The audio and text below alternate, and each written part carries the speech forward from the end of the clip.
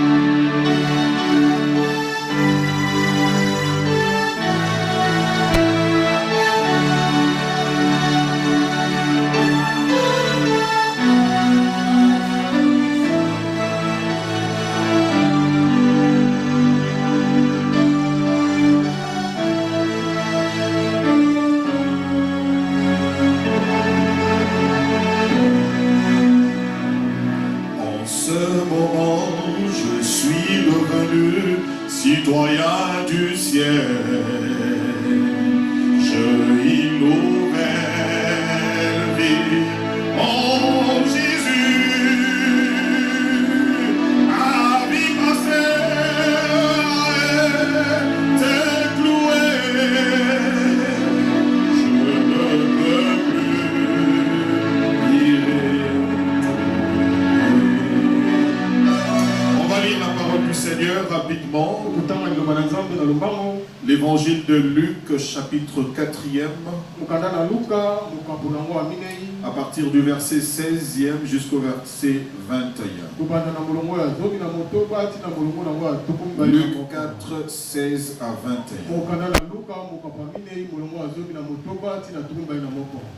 Il se rendit à Nazareth, où il avait été élevé, et selon sa coutume, il entra dans la synagogue. C'était le jour du sabbat. Il se leva pour faire la lecture, et on lui remit le livre du prophète Ésaïe. L'ayant déroulé, il trouva l'endroit où il était écrit: L'Esprit du Seigneur est sur moi, parce qu'il m'a point pour annoncer une bonne nouvelle aux pauvres. Il m'a envoyé pour guérir ceux qui ont le cœur brisé. Dis à ton voisin: il m'a envoyé guérir ceux qui ont le cœur brisé. Il m'a envoyé guérir ceux qui ont guérir ceux qui ont les blessures intérieures. Alléluia. Pour proclamer aux captifs la délivrance et aux aveugles le recouvrement de la vue, pour publier une année de grâce du Seigneur. Ensuite, il ferma le livre, le remit au serviteur et s'assit. Tous ceux qui se trouvaient dans la synagogue avaient le regard fixé sur lui. Alors il commença à leur dire: si tu es vraiment en train de suivre la lecture, nous allons lire cette partie ensemble. Alors il commença à leur dire: à trois, nous allons lire ensemble. 1. Aujourd'hui, cette parole de l'Écriture que vous venez d'entendre est accomplie. Répète-le lui encore. Aujourd'hui, cette parole de l'Écriture que vous venez d'entendre est accomplie. Le vendredi, vous l'avez dit, je fais une crise de tension. J'étais tellement affaibli que j'ai appelé le pasteur. Je lui ai dit, je veux m'efforcer d'être là. Mais ça n'a pas marché. À 17h, j'ai tenté de me lever. C'est mon fils qui est venu me tenir, dit papa, repose-toi. J'avais de vertige. J'avais l'estomac qui tournait. La tension était à 18. Et j'ai dit gloire à Dieu. Alors que nous avons commencé un sous-thème important, partant du thème général de Jérémie chapitre 1er, le verset 19. Ils vous feront la guerre. Ils vous feront la guerre, mais ils ne vous vaincront pas. Car moi l'Éternel, je suis avec toi. Je marcherai avec toi. Et dans cette guerre, nous avons également pris un élément important. Nous avions essayé d'extraire d'un passage de Luc chapitre 10 l'histoire de cette femme qui était liée pendant 18 ans. Cette femme était une fille d'Abraham. Et nous l'avons expliqué en disant qu'elle a perdu 18 ans de sa vie dans la captivité. Pas seulement le diable l'a tenue liée pendant 18 ans. Dans ce lien de 18 ans, cette femme a également perdu un élément important. Parce que tout ce qu'elle pouvait faire ne marchait pas. Avec ce qu'elle avait au dos, la société l'avait rejetée. Elle s'est sentie abandonnée. Elle s'est sentie qu'elle n'avait aucune personnalité. Et elle a même perdu son identité. Elle ne savait plus qu'elle était une fille d'Abraham. Alors, étant fille d'Abraham, elle ne pouvait pas avoir cette vie. Elle avait de privilèges. C'était un membre de la famille royale. Elle ne se reconnaissait plus. Elle a perdu son identité. Cette femme, dans la deuxième phase de ce matin, nous voulons dire, elle était brisée dans son fort. Elle était blessée dans son intérieur parce qu'elle ne se reconnaissait pas. Alors aujourd'hui, je voudrais partager un élément important également dans ce combat. Le combat que nous devons vaincre, celui de blessures intérieures.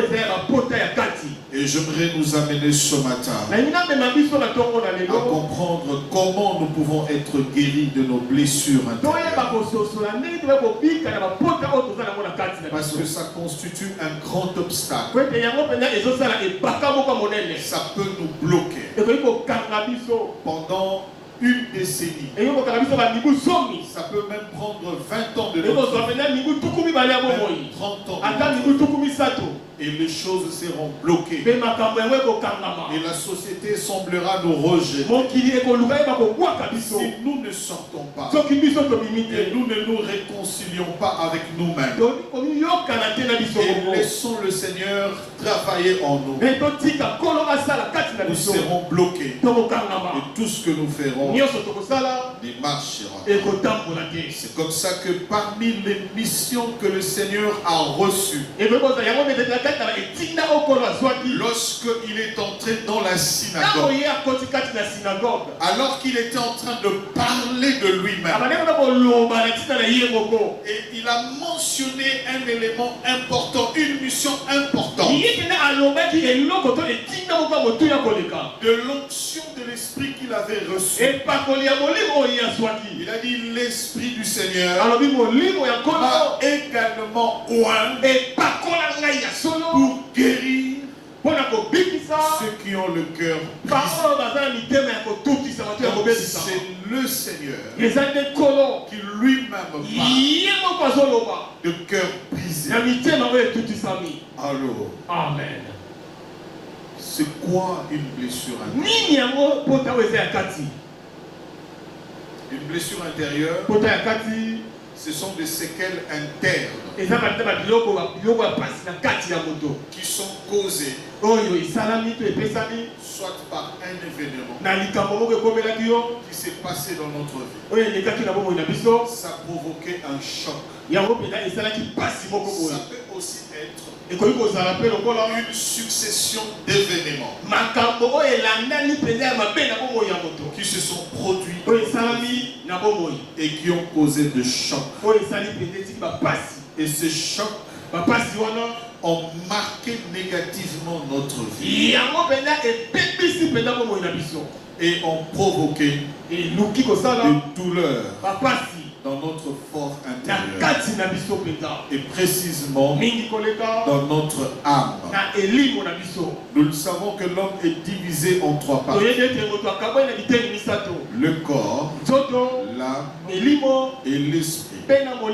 Et c'est dans le cœur de l'homme ou l'âme de l'homme ou encore le cœur invisible, c'est là qu'habite le véritable homme.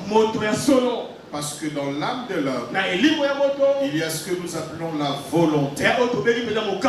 Dieu a placé la volonté, le pouvoir que l'homme a de décider de ce qu'il va faire de sa vie, des choses qui arrivent dans sa vie. Donc c'est le siège de grandes décisions.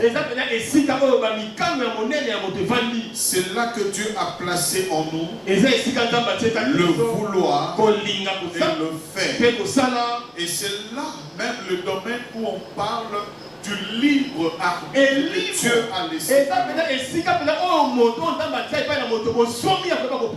Pour les décisions que tu peux prendre dans ta vie.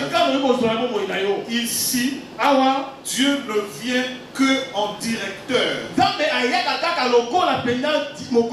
pour juste t'orienter, te dire ça ne le fais pas. Mais si tu prends ce chemin, tu vas réussir. C'est comme ça qu'il dit: je mets aujourd'hui devant toi la vie et la mort, la malédiction et la bénédiction. Mais lui-même te dit: choisis la vie. Il te laisse la décision. Voilà ce que Dieu fait avec nous. Un grand philosophe de l'existentialisme, Jean-Paul Sartre, il a dit: Dieu est un dictateur. Il nous inflige des choses à faire. Mais la philosophie de Jean-Paul Sartre est contredite par la parole de Dieu. Dieu a placé en nous le libre choix. Mais il intervient seulement pour nous montrer le chemin. C'est là que l'on prend des décisions. La deuxième chose qui est placée dans le cœur de l'homme, nous avons ce que nous appelons les sentiments. Lorsque vous lisez Marc chapitre 7, à partir du verset 21, la Bible explique de manière aussi claire. Elle dit: c'est du dedans, c'est du cœur de l'homme que proviennent les mauvaises pensées, le meurtre. Il a énuméré. Donc, dans les sentiments des hommes, vous retrouverez tout cela. Il y a aussi ce qu'on appelle les sentiments prolongés dans la vie de l'homme. C'est là même le domaine de blessure intérieure. Et lorsque les sentiments sont affectés négativement et se prolongent dans votre vie, et peuvent endurer de dizaines d'années, de vingtaines d'années, ça devient ce que nous appelons des émotions. Donc les émotions, ce sont des sentiments prolongés. Et les émotions peuvent également créer de chocs et ça peut amener l'homme à la mort. Ça peut lui causer de maladies. Et ça peut même lui créer de tension, faire monter de tension, faire descendre de tension. Lorsque on apprend une nouvelle, et ça peut se déclencher en vous. Et lorsque cet événement malheureux ou cette succession d'événements malheureux proviennent dans votre vie, ça déclenche ces émotions. Et ça peut vous conduire à sombrer dans votre vie. Vous n'êtes pas la seule personne dans le monde qui vit ces choses. Dans la Bible, ceux qui ont servi le Seigneur, parmi ceux qui étaient même des hommes selon le cœur des dieux, ils ont vécu ces moments. Et s'ils n'étaient pas prudents, leur vie sombrerait jusqu'à la fin. Mais ils ont fait recours à Dieu. Et Dieu est intervenu. Et c'est comme ça que même la Bible explique cette parole. Dans leur malheur, dans leur tristesse, ils criaient à l'Éternel. Et Dieu envoya sa parole. Et sa parole les guérit. Oh, plaise à Dieu ce matin. Que le ciel s'ouvre. Comme Esaïe l'a dit. Seigneur, nous sommes restés depuis très longtemps comme un peuple que tu as abandonné. Un peuple que tu ne conduis plus. Oh Dieu, si tu déchirais le ciel et que tu descendais, le montagne se parlerait devant nous. Je prie le Seigneur que ce matin, le montagne qui crée des blessures dans ta vie soit ébranlé par la présence de Dieu. Ce matin, dans son assemblée, il envoya sa parole.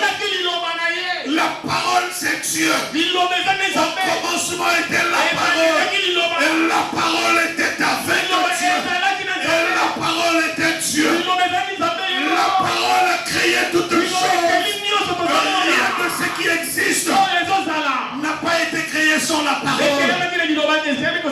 Et ce matin, qu'il envoie sa parole puissante pour guérir nos vies.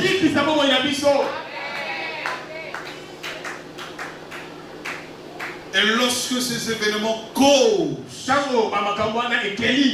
douleur, elles atteignent la profondeur de notre être. Et elles nous enlèvent les sentiments de vivre.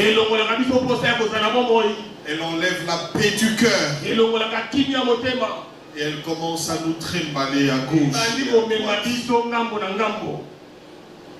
Et à un moment, ça peut même enlever l'amour du prochain. Et ça donne la place à la haine dans et on commence même à se haïr soi-même, à se refuser soi-même. Et l'esprit de l'homme devient en ce moment captif. Parce que les blessures de l'âme ont causé le rejet. L'émotion du rejet habite ta vie. Tu sens comme si personne ne t'aime.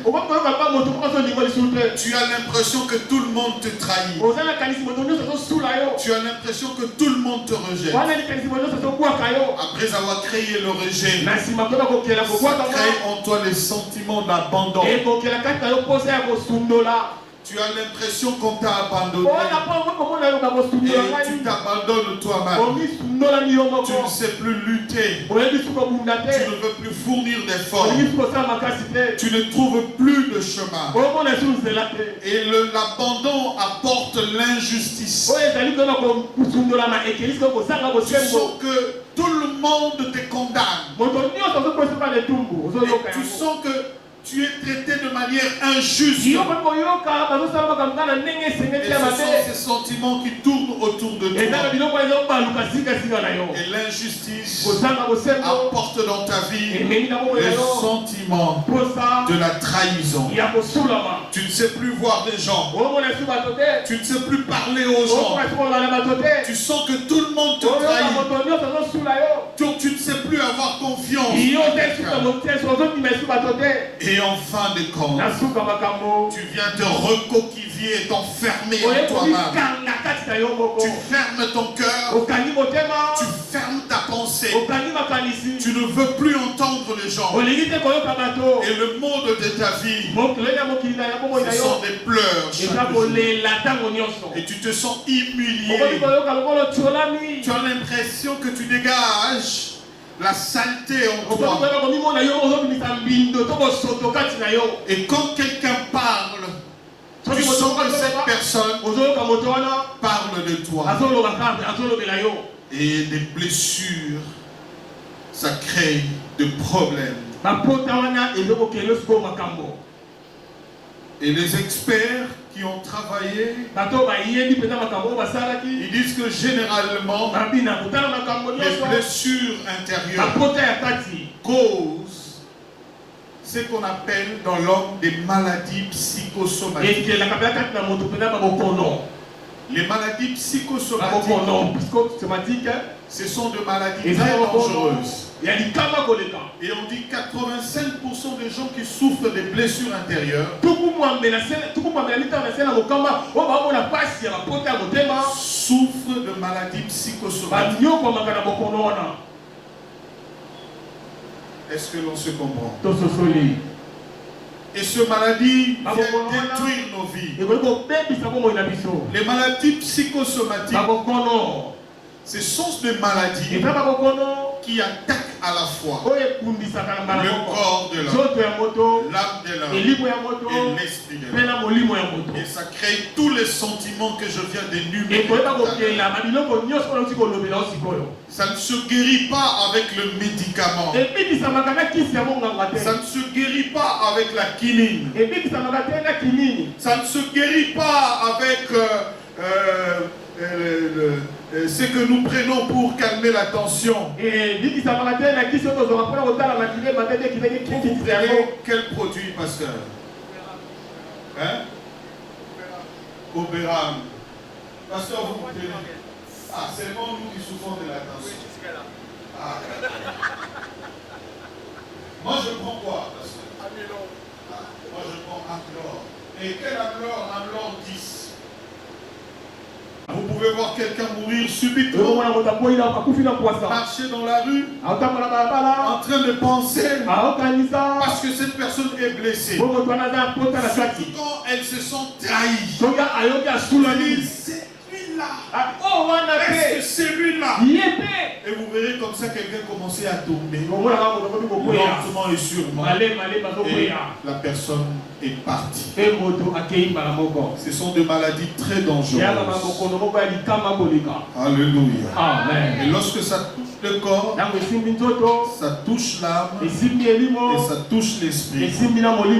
Donc, ça détruit votre vie. Alléluia. Amen. J'ai connu de gens également qui sont passés par cela. David est passé par cela. Même le grand prophète Jérémie est passé par là. J'aimerais lire Jérémie 23, le verset 9.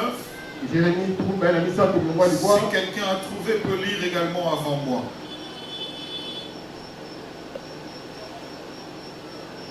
J'ai trouvé Jérémie 23, le verset 9. Sur le prophète. Mon cœur est brisé au-dedans de moi. Tous mes os tremblent. Je suis comme un homme ivre, comme un homme pris de vin à cause de l'Éternel, à cause de ses paroles. Même Jérémie est passé par là. Il a senti que son cœur était brisé au-dedans de lui. Même le plus grand prophète du monde, de tous les hommes qui sont nés de la femme, il n'y aura pas de prophète comme Jean-Baptiste. Mais il était brisé. Il n'avait plus sa personnalité. Il n'avait plus confiance en lui-même. Il s'est retrouvé en prison. Il a envoyé ses disciples pour demander à Jésus qui il était. Il a oublié que c'est lui qui avait présenté Jésus au monde. C'est lui qui avait dit aux gens, celui-ci est l'agneau de Dieu qui ôte le péché du monde. Il faut qu'il croisse et que moi je dis, c'est Jean-Baptiste qui avait présenté Jésus au monde. Il était brisé. Il avait perdu même la foi.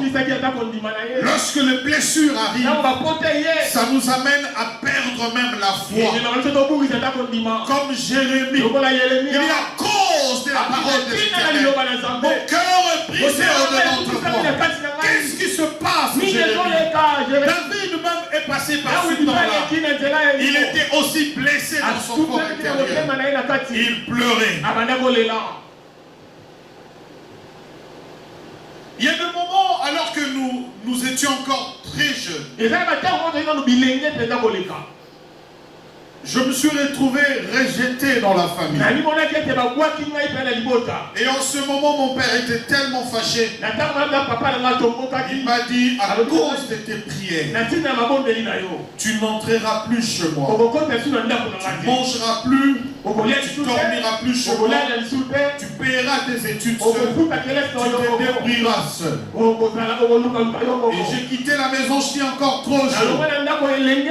Et je suis allé me réfugier à l'église. Et vous savez ce qui se passait? Toute la journée, je le passais dehors. Et quand arrive la nuit, je venais dormir sur les bancs. Et je pris des années et des années.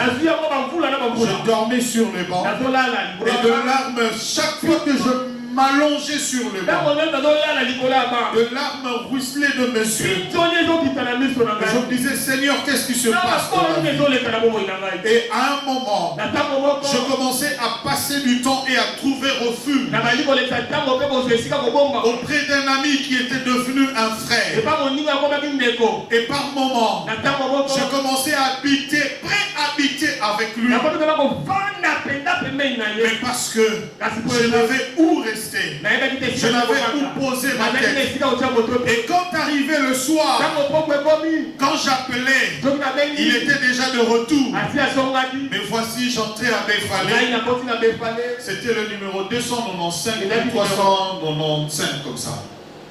Et j'arrivais, cet ami avait une chambre. Mais il avait aussi un lit.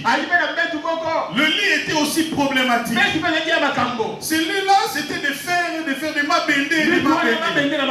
Alors quand il fallait dormir, lui dormait au coin accroché au mur. Et moi, je dormais au coin accroché marcher en ligne, mais on risque de ne pas tomber.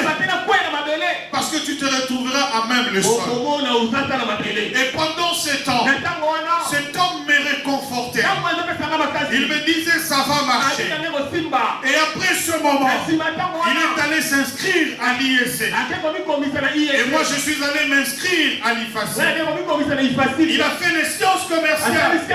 Moi je faisais le journalisme. Et aujourd'hui, le Seigneur nous a comblés. Et le Seigneur nous a guéris. Et cet ami dont je parle maintenant, c'est votre pasteur aujourd'hui. C'est tellement merveilleux. Il est capable de guérir des blessures. Et alors que nous étions à l'université, nous prêchions l'évangile. Qui est sorti de rang des étudiants. Elle approchait. Elle est venue me saisir. Elle commençait à pleurer sur moi. Elle disait, frère Roland, ne me lâche pas. Et le frère Roland, ne me lâche pas. Je n'ai plus le sentiment de vivre. Aujourd'hui même, j'avais décidé de m'enlever la vie, de me suicider. J'avais décidé, après la sortie de l'école, j'allais me retrouver sur le boulevard, que le véhicule me renverse, parce que je n'ai plus le sentiment de vivre. Elle était blessée dans son fort. Et je lui posais la question, qu'est-ce qui se passe? Elle dit, toute ma vie, je m'étais préservé. Je me disais que je donnerai le plus beau cadeau à mon mari, à celui qui viendra m'épouser. Ça sera ma virginité. Et aujourd'hui, je suis une prostituée. Chaque nuit, je n'ai pas sommeil. Je passe mes nuits en train de veiller sur le boulevard. Je pars avec n'importe quel homme qui accepte de me prendre. Et je ne sais même pas lui demander de l'argent. Je recherche dans mon cœur ce vrai sentiment d'amour. Et je ne le retrouve pas. Je me sens trahi moi-même. Je me sens rejeté moi-même.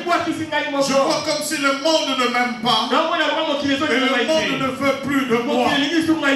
Oh frère Roland, imagine, c'était mon propre père. Je me sentais trahi depuis ce jour-là. Chaque jour, dans mon sac, je prends toujours ce qu'on appelle des pilules pour essayer de dormir et puis de voir qu'est-ce qu'il faut faire. Mais je ne dors jamais. Pleurant de larmes ruisselées de ce ciel. Et je lui dis, ma soeur, il y a quelqu'un qui t'aime plus que ton père. Il y a quelqu'un pour ta vie. Il est monté à la croix. Il y a quelqu'un pour ta vie. Lutte 2:25, l'appelle de consolation, la consolation d'Israël. Il s'appelle Jésus. Lui, il est monté à la croix. Il a donné sa vie pour que toi tu sois. Change ta vie. Il dit, je l'accepte. Et on a fait la prière. Elle a reçu Jésus dans sa vie. Et elle est tombée. Elle était pleurant. Elle pleurait plus d'une heure du temps. Et quand on l'a relevée, on a vu que c'était une autre personne. Elle était en train de chanter. Elle était en train de louer le Seigneur. Oh, il y avait la joie qui était revenue. Oh, elle avait la confiance. Et avant de rentrer à la maison, elle a dit aujourd'hui, je rentre à la maison. Elle a dit aujourd'hui, je redeviens celle que j'étais avant. Même plus que ça. Et la joie est rentrée dans son cœur. Et l'année qui a suivi, nous étions passés en deuxième graduat. On a fait au début de l'année, pendant 4 mois, on ne la voyait plus. On ne savait plus ce qu'elle était devenue.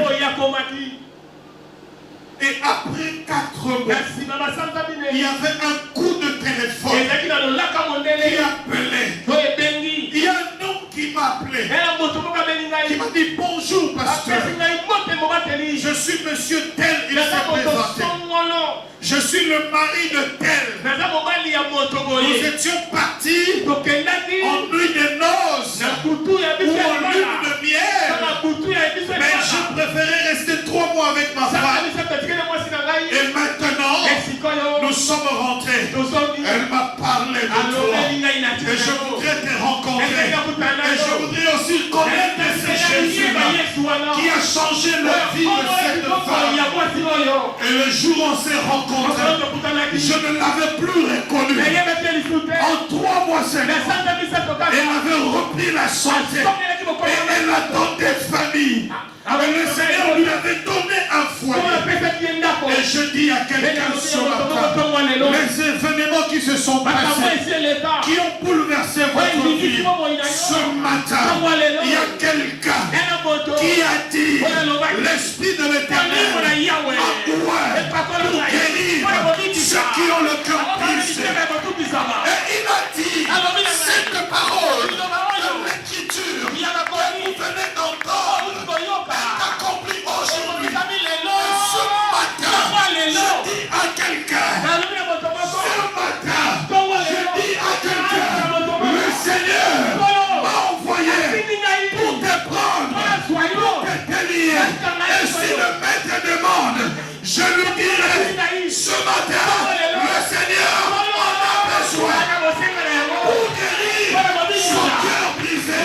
Je dis à quelqu'un, ce matin, le maître m'envoie te guérir de cette maladie qui sont arrivées dans ta vie à cause de tes blessures intérieures. Et il m'a dit, allez-y, prends-le, guéris-le.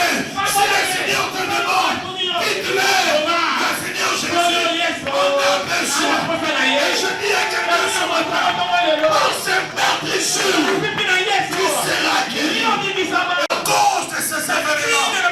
Oui, la Bible dit, aujourd'hui, moi le Seigneur, je suis sur le point de faire une chose nouvelle qui est sur le point d'arriver. Ne la connaîtrez-vous pas à partir d'aujourd'hui. Les passés restent dans le passé. Et Jésus est dans le présent. Il commence une nouvelle vie avec toi ce matin. Ce matin, les événements malheureux qui ont élu ton ici à cause des blessures qui sont engendrées dans ton cœur, je dis ce matin, le guérisseur par excellence, il est là au temple et il a dit aujourd'hui cette parole de l'Écriture que vous entendez s'accomplit dans votre vie. Amen. Alléluia. Amen. Alléluia. Le Dieu puissant, il a ce matin.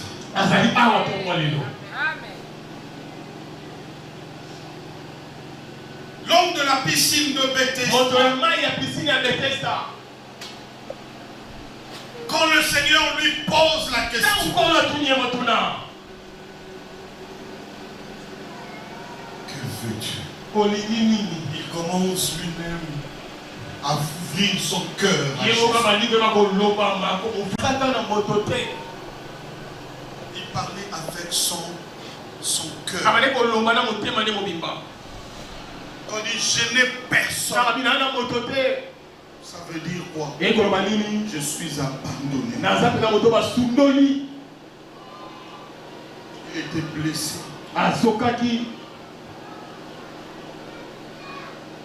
Et quand je veux me jeter, il y a un autre qui va avec. Et je n'ai aucun avantage. Je suis rejeté. Ils pensent seulement à eux. C'est seulement eux qui bénéficient. C'est seulement eux qui méritent le bonheur. Et moi alors, ça fait 38 ans.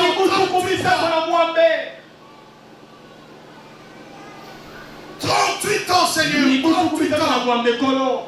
Je n'ai personne. Et quand je vais me jeter, il y a un autre qui se jette à moi. Et ainsi de suite, ça se répète. Je suis resté là pour attendre. Peut-être que les malades vont s'épuiser. Et ça sera mon tour. Mais la Bible dit, un grand nombre de gens qui étaient là. 80% de gens qui étaient là. Paralytiques, c'était des aveugles. Chacun avait besoin de trouver solution. Et j'aimerais te dire une chose. Pendant que les autres attendent de se jeter, lui, il vient prendre ton regard pour que tu n'entendes plus l'eau agitée, mais que tu entendes lui, sa parole, pour te dire, prends ton livre et marche. Je dis à quelqu'un, pour toi, ce n'est pas comme les autres. Pour toi, c'est spécial. Parce que lui-même, il vient te rencontrer. Il est ton Seigneur. Parce que lui-même, il connaît ton problème mieux que l'ange qui agite l'homme. Je dis à quelqu'un, ce matin, il n'y aura pas d'agitation. Mais ce matin, le roi des rois, il se tiendra devant toi. Ce matin, je dis à quelqu'un que lorsque le soleil commence à frapper fort, c'est en ce moment-là, il comprend qu'il doit venir vers toi. Je dis à quelqu'un ce matin, lorsque ton problème devient non solutionné et qu'il n'y a plus d'issue, c'est en ce moment que le roi de rois, le Seigneur de Seigneurs, il vient vers toi et il vient te guérir. Et ce matin, je dis à quelqu'un, là où tu te trouves, le Seigneur nous envoie. Allez le prendre, cachez-le et amenez-le voir. Si quelqu'un vous demande, dites-le, le Seigneur en a besoin.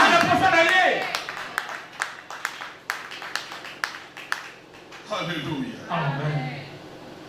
Et je voudrais terminer par quelque chose.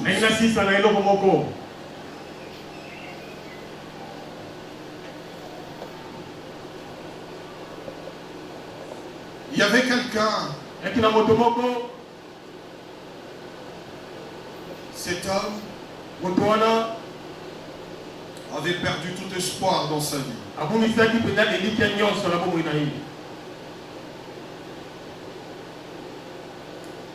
Et cet homme, marchant dans la rue,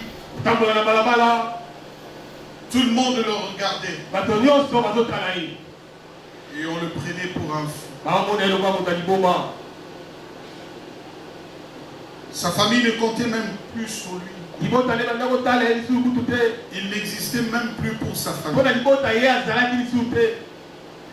Et personne ne pouvait croire qu'il était là. Et un jour, alors que lui n'était même pas listé parmi les gens qui pouvaient apporter quelque chose dans sa famille. Et un jour, un prophète arrive. Il entra dans leur maison alors qu'il y avait une situation de guerre en Israël. Dieu lui a dit, va. Et quand il arrive dans la maison d'Isaïe, le père lui présente ses frères. Des gens qui étaient robustes, bien battus, des hommes de guerre. Mais lui, il était là, petit. Lorsque le prophète regarde, il dit à cet homme, est-ce que tu n'as pas un autre enfant? Le père répondu, ah oui, on ne pensait même pas le compter parmi. On ne pensait même pas le lister. Et le père continue. dans la forêt avec les animaux. Il était identifié. Un homme qui vit dans la forêt pour garder les animaux. Mais là-bas, c'est là où il a fait l'expérience. Alors que Dieu le préparait. J'aimerais dire à quelqu'un, la situation que tu as passée, ce n'était pas non plus innocent. Dieu savait à quel moment il viendra te prendre et te sortir de là. David a dit, du fumier, il retire l'indigent et il le fait asseoir avec le grand. Le prophète dit, appelez-moi ce monsieur. Et on l'appelle. Il est en train de venir. Il ne savait pas que c'était lui le plus grand roi d'Israël. Je dis à quelqu'un ce matin, ta blessure ne t'a conduit qu'à être grand par rapport à la destinée de Dieu. Ta blessure ne t'a conduit qu'à découvrir réellement quel était le vrai plan de Dieu.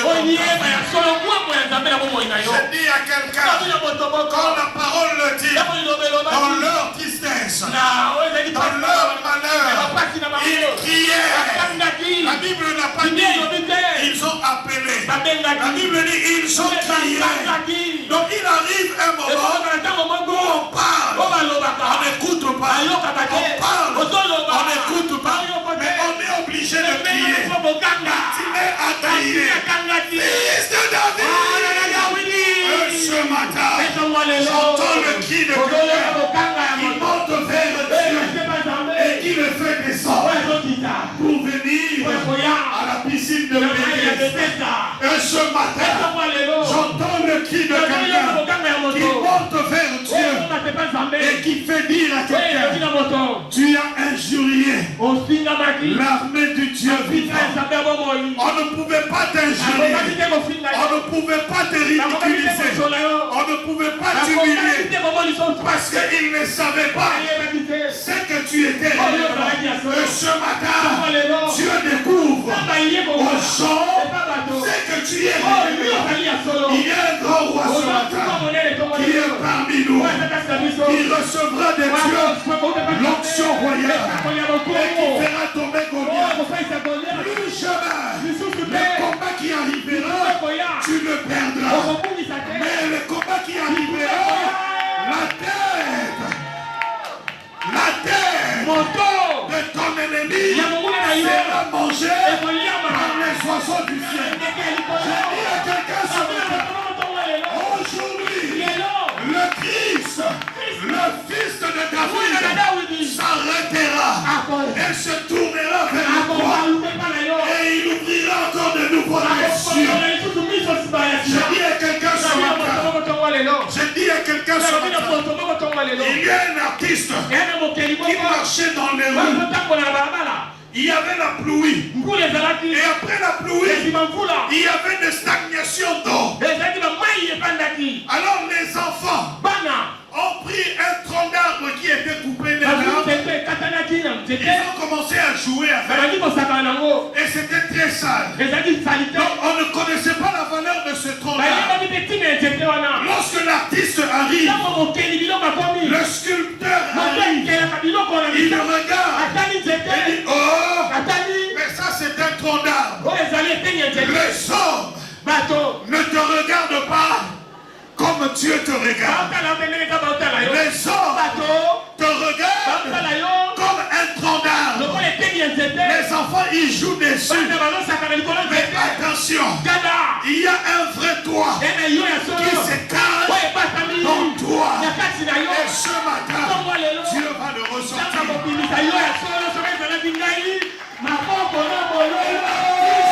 L'artiste, il a pris, il a mené dans son intérieur.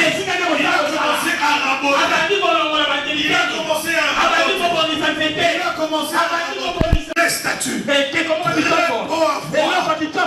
il a pris ça. Il a mené au musée. Là où tout le monde vient voir. Et les gens entraient. Ils voyaient. Et tout le monde étaient attirés par cette statue-là. Et les gens posaient la question à l'artiste. Ils disaient, oh, comment tu as fait? Comment tu as fait? Et il a pris les écorces. Il a mis à côté de la statue. Les gens disaient, mais qu'est-ce que tu as fait? Comment tu as fabriqué? Il dit ceci, je n'ai pas fabriqué. Dis à ton voisin, il n'a pas fabriqué. Répète-le lui. L'artiste n'a pas fabriqué. Répète-le lui encore. L'artiste n'a pas fabriqué. Il a dit ceci, cet homme-là, cette statue-là, dormez dans cette grande âme. Allez-y, prenez-les et cachez-les. Si quelqu'un vous demande, dites-le, le maître à la maison, parce que son dessein définié, c'était d'entrer avec le Seigneur dans la gloire à Jérusalem. N'est pas fabriqué cette statue. Les écorces ici, je n'ai sorti que ce statut de ce trône. Les écorces ici, donc il s'est caché dans les écorces. Il y avait un vrai toit qui s'est caché dans le toit d'aujourd'hui. Maintenant, le vrai toit va apparaître devant tout le monde. Que Dieu bénisse.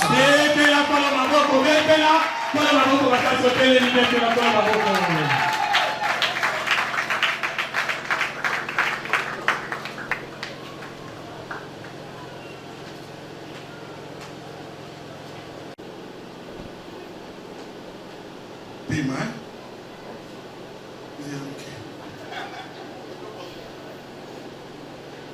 Attention, vous êtes OK? Zéla. Où est la Zéla? Je récupère le souffle.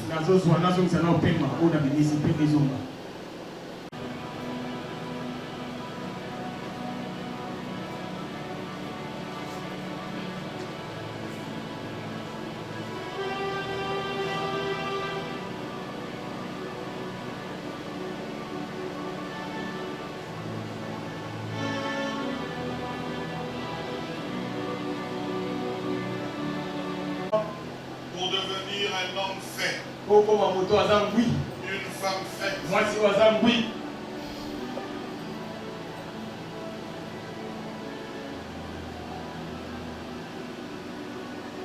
pleurer quand ça vous vient de pleurer sur la femme. Pleurer quand tu veux. Pense à tout ça. Et dis-lui, viens Seigneur, tu es devant.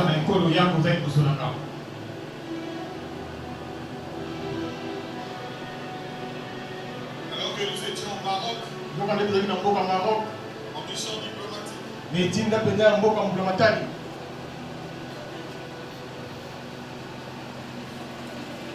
avait encore 13 ans à l'époque.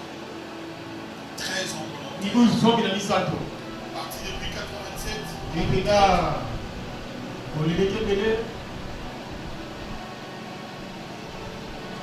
Tout ce qu'il nous disait, on croyait. Quand il dit demain, on va faire. Ça se faisait. Ce grand monsieur. Je me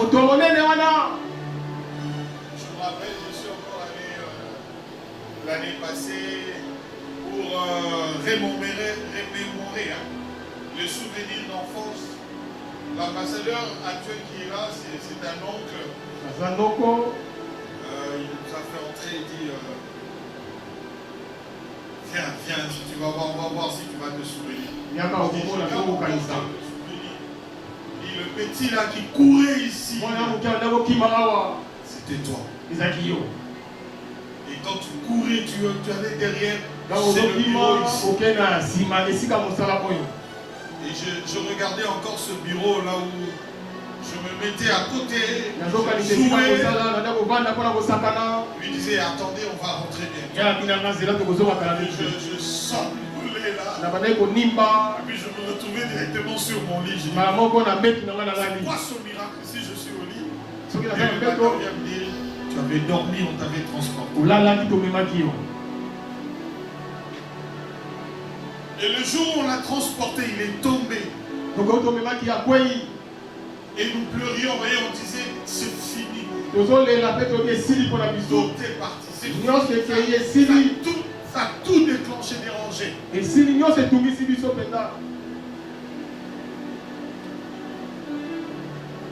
Et son corps a pris une année.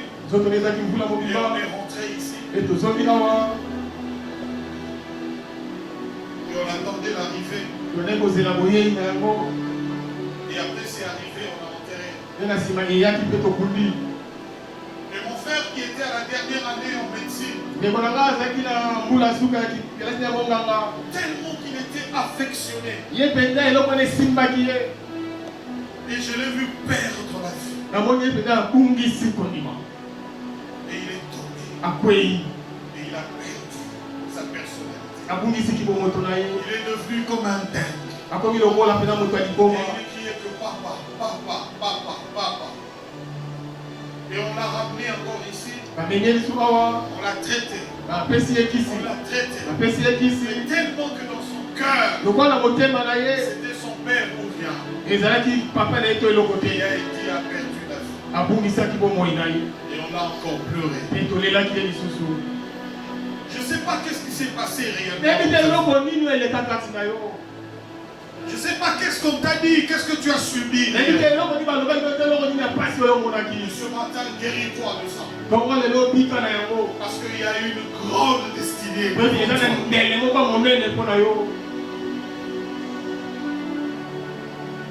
Dans ta famille, tu es peut-être le moindre de tous. Prends ce temps pour dire, je ne veux plus de ça. Hier, on est allé chez un grand frère qui s'est séparé de sa femme, ça fait 2 ans. Et le divorce n'est pas prononcé. Alors son beau-père m'a appelé mon frère. Et on s'est retrouvé chez lui là. La palabre a commencé. Je pris la parole, j'ai dit, il n'y a pas de divorce. Mon frère et fils dit non. 2 ans c'est fini. Alors quand le beau-père il parlait, et quand les autres de sa femme parlaient, j'ai compris le vrai problème. Et quand mon grand il a pris la parole, c'était la même chose. Il disait, je suis le beau-fils, le moindre dans votre famille. Il faisait que revenir sur ça quand il parlait. Donc il y avait un problème. C'était une blessure. Pendant 2 ans qu'il y a eu domicile dans son cœur. Il se sentait rejeté par son père. Il se sentait rejeté par les oncles de sa femme. Et un jour il est même venu. Ils ne l'ont même pas regardé. Alors qu'il était venu voir les enfants, ils ne l'ont même pas regardé. Et il le répète, il dit, il n'y a plus question parce que voilà, moi je ne suis pas considéré.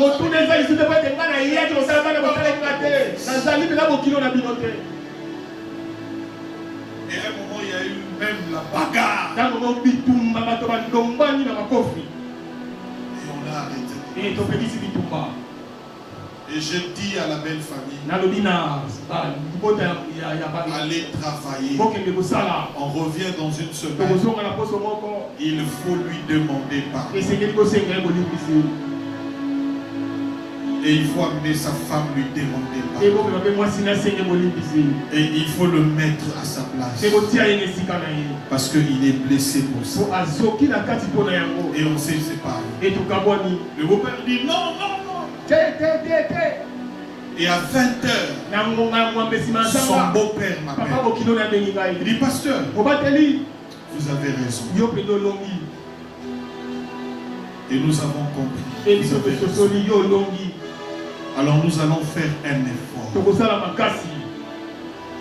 Nous allons faire un effort. Quand l'homme est blessé, il prend des décisions sous la colère.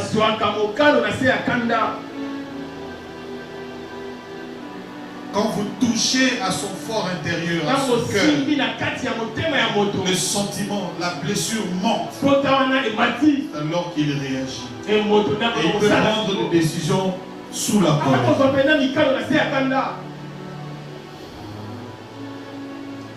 Est-ce que tu peux prier ce matin?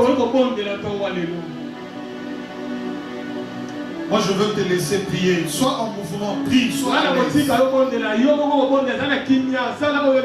Commence à pleurer sur ça. Commence à prier sur ça. Et ce matin, une eau douce, pure, va reposer sur ton cœur. Commence à prier. Je ne veux pas intervenir, mais je veux te laisser prier.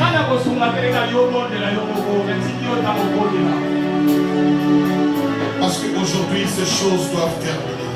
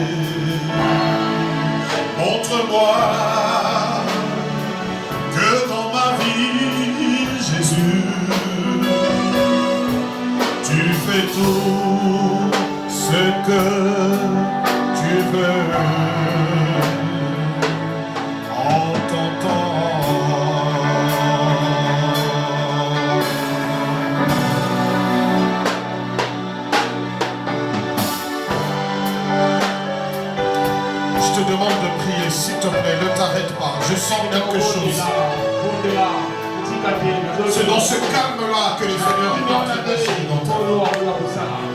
Je veux seulement que tu pries.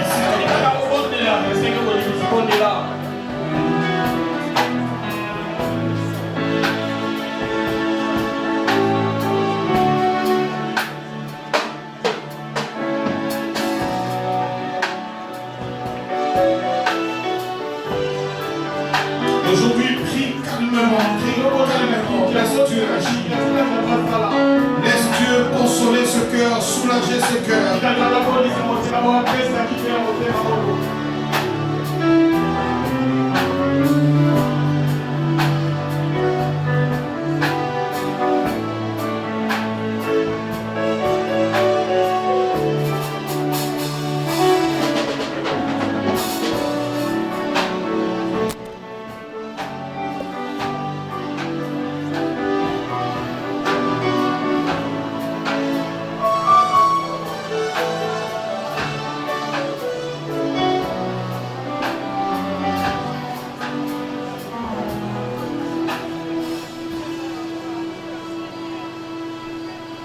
Nous avons nos mains levées, nous allons prier ensemble.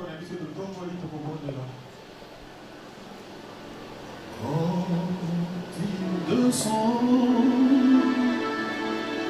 Oui, tout s'arrête. Il transfère entre ciel et terre. Quand il descend, l'atmosphère change. Il y a transfert entre ciel et terre. Le Saint-Esprit est là. Le Saint-Esprit est là. Le Saint-Esprit est là. Le Saint-Esprit est là. Le paradis s'enfuit, le sauveur le voit. Le paradis son de joie. Le film enfant, le sourd par sa prison, par sa prison.